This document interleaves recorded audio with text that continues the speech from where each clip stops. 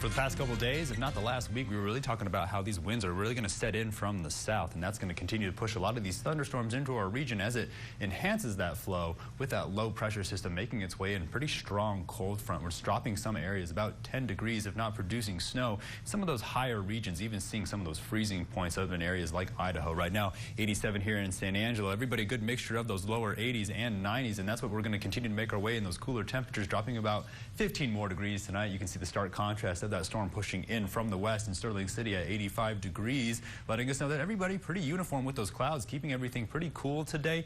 Good day to get out there. Definitely saw a lot of people capitalizing on the cooler weather even this morning. And then as we make our way into the evening, we could see those cooler temperatures as a result of some of these thunderstorms going to be pushing through over the next couple hours. So when we look at those saturation points, we absolutely know that there's lots of moisture making its way into the area. This kind of conditions have been priming up for at least the past couple days, if not past couple weeks. All it's going to take is a little bit of cold air to produce some severe thunderstorms. Now, a lot of this humidity letting us know that we have the potential for damaging winds and the potential for some pretty impressive sized hail. So let's go ahead and park those cars under somewhere safe, tie down any loose objects, be aware of those flood prone areas and those wind damaged areas such as like downed trees. We're looking at this low pressure system continue to push over the region. It's producing some pretty impressive storms. Now this is going to continue to create westerly flow, and as we continue to see the storm push out of the area, that's when we're going to see some actually clear weather behind it by this weekend. It's going to be a great weekend for football. It's finally going to feel like fall. Now, when we get a good look at what's going on across the entire nation, the severe weather outlook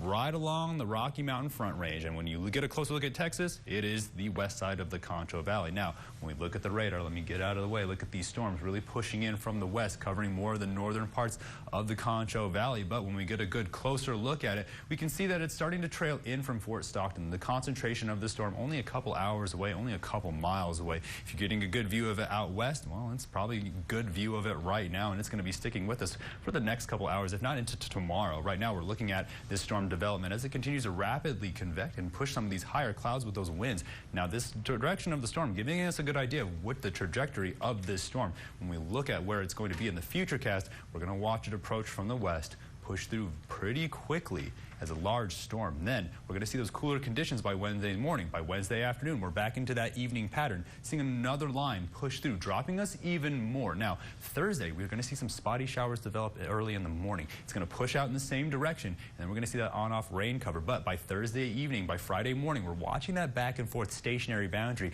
back where we were a couple weeks ago, where we're going to see this light rain across the entire area. But those temperatures are going to feel a lot cooler. So tonight, we're going to be dropping down into those 70-degree marks, maybe a couple degrees cooler than that, but windy conditions. Again, seeing the potential for hail and a lot of thunderstorm activity. So let's be safe tonight. It might be a good night to call it an early one. And then tomorrow, we're going to be back in that PM thunderstorm activity, seeing a lot more of those windy conditions, and that's going to drop us down a couple more degrees tonight. Going to be seeing that plummet down into the 80s by the beginning of the weekend, really the pre-weekend. And then we're going to continue to see those temperatures drop even 10 more degrees down into those lower 70s, while we could see a low temperature of those upper 40s with the potential to see some clearing conditions by the weekend. Stay tuned, one more after the break. You're watching KSAN News at 5.